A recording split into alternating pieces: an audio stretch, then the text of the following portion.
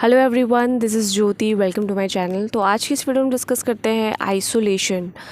Awakening में जब आप आते हो, अवेकनिंग की जब आपकी प्रोसेस इनिशिएट होती है, तो जो सबसे मोस्ट इम्पॉर्टेंट जो फेज़ है इस पूरे प्रोसेस का वो है आइसोलेशन।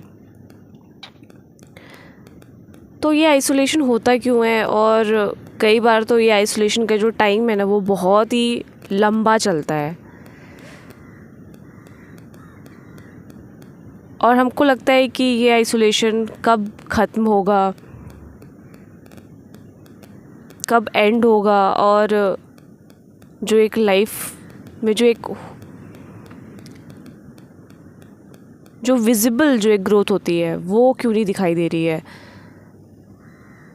तो एक्चुअली क्या है ना कि हमारे जो सिस्टम में बहुत ज़्यादा ही अटैचमेंट्स होते हैं, इतने ज़्यादा अटैचमेंट्स होते हैं कि उन अटैचमेंट्स के वजह से हम अपने लाइफ में किसी भी प्रकार के जो मूव होते हैं ना, कोई भी एक्शन लेना होता है वो हम ले ही नहीं पाते और ले ही नहीं सकते, क्योंकि अवेकनिंग में आने के बाद ये जो प्रोसेस है वो सबसे पहले आपके सिस्टम से अटैचमेंट्स को रिलीज़ कराने का उसका फर्स्ट प्रायोरिटी होता है। क्योंकि जब तक आप इमोशनली स्टेबल नहीं होगे तब तक आप वैसे भी कोई एक्शन अगर आप लेने भी जाओगे ना तो स्टिल वहाँ पे फिर से चांसेस होंगे कि आप वापस बैक टू पवेलियन आ जाओ।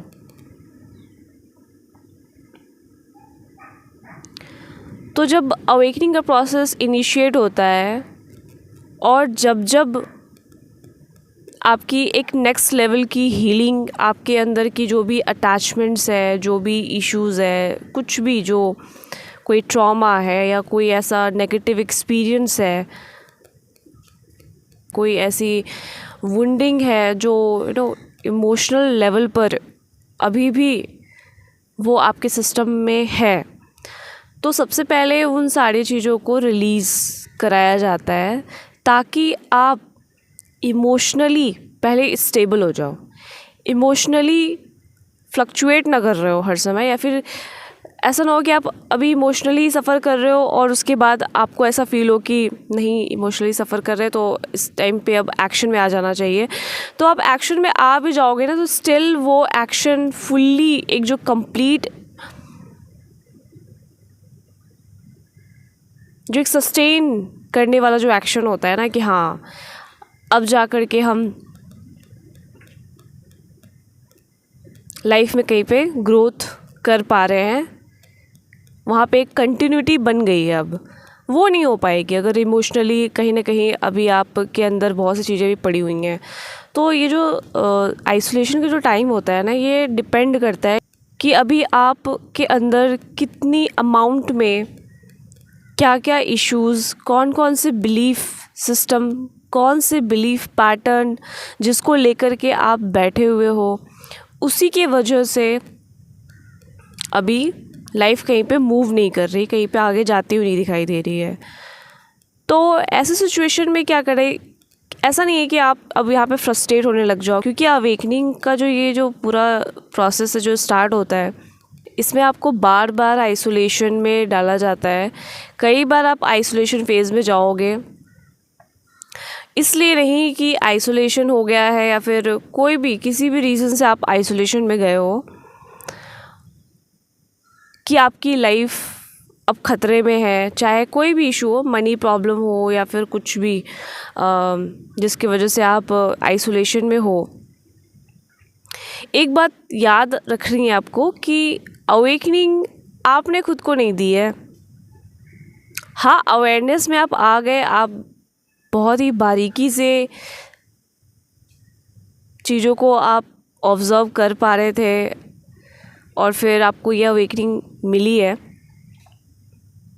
बट कई बार हमारे अंदर वो डिस्ट्रस्ट आने लग जाता है, क्योंकि ये जो प्रोसेस है बहुत ही टफ़ होता है। इसमें आप कुछ भी अपने हिसाब से जो एक्शन लेने की कोशिश करते हो वो ले नहीं पाते और बार बार आपको ऐसा महसूस होता है कि आप कहीं पीछे रह गए हो। बट नहीं, आप पीछे नहीं रह गए हो, ये प्रोसेस आपने स्टार्ट नहीं किया हुआ है।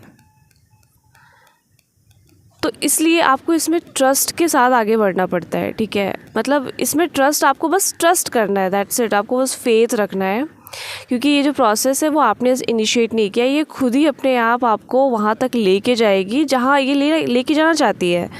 तो जो परमात्मा है, जो एग्जिस्टेंस है, वो नेचुरली ही आपको जिस रास्ते से आपको लेके जाना चाहती है उस रास्ते से लेकर के जाते हुए आपको वो सब देगी जो इस पाथ में आगे बढ़ने के लिए अनिवार्य है। तो आप ये कैसे सोच रहे हो कि अरे मैं कुछ कर नहीं रहा या कुछ ऐसा कर नहीं रही, तो ये कैसे मैं आगे बढ़ूँगी, कुछ तो नहीं हो रहा लाइफ में। ये आता है आइसोलेशन टाइम में, ये चीज़ें होती हैं।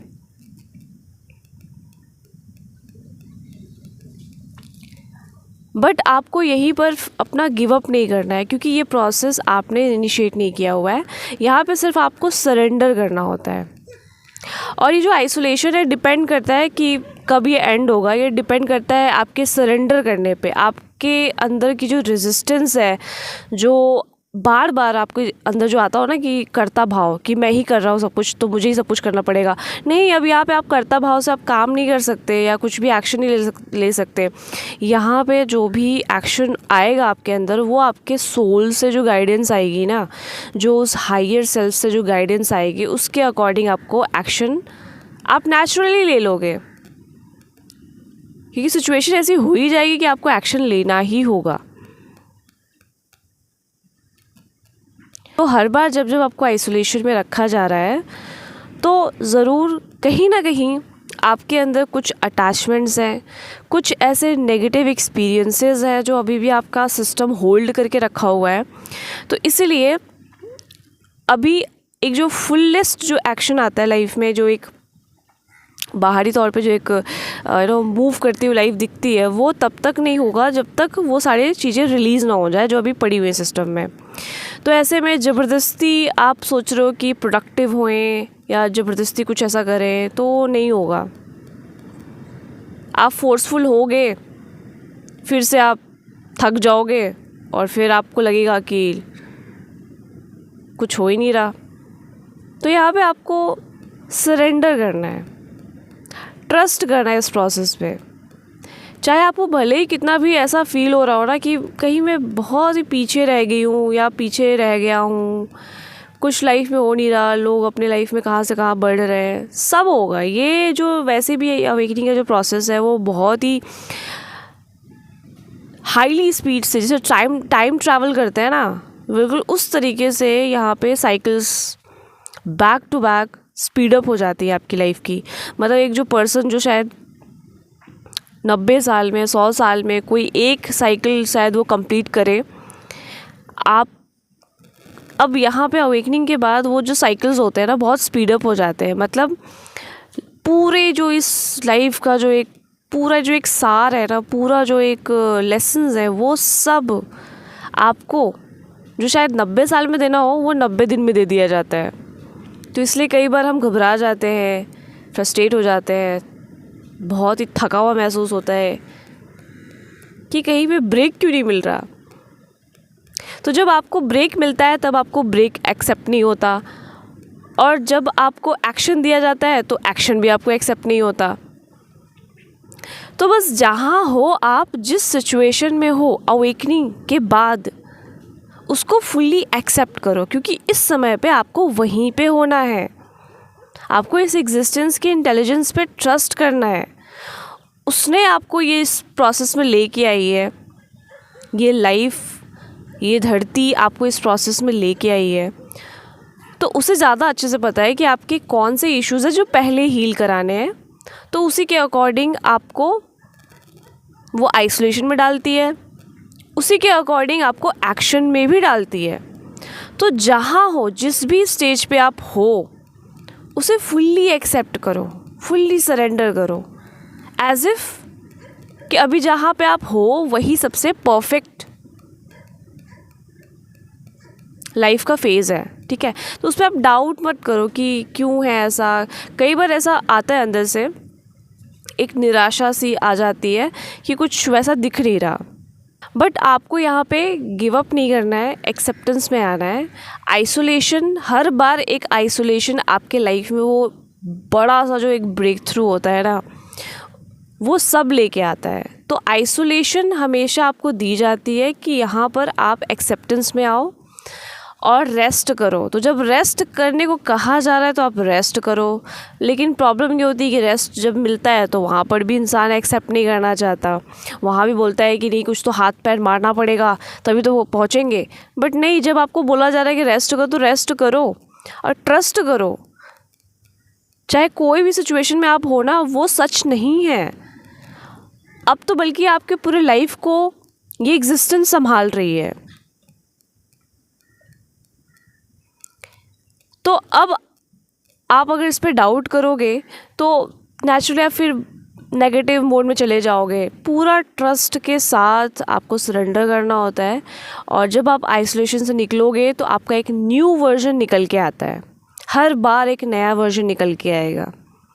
तो आइसोलेशन चाहे कितने भी साल चल रहा हो, 1 साल चल रहा हो, 2 साल चल रहा हो, 3 साल चल रहा हो, एक्सेप्ट करो। आप जितना जल्दी आप एक्सेप्ट करो कि मैं अभी जहाँ पे हूँ, इस एग्जिस्टेंस ने अपने इंटेलिजेंस के अकॉर्डिंग मुझे रख रखा हुआ है, तो वैसे ही आपको आगे का जो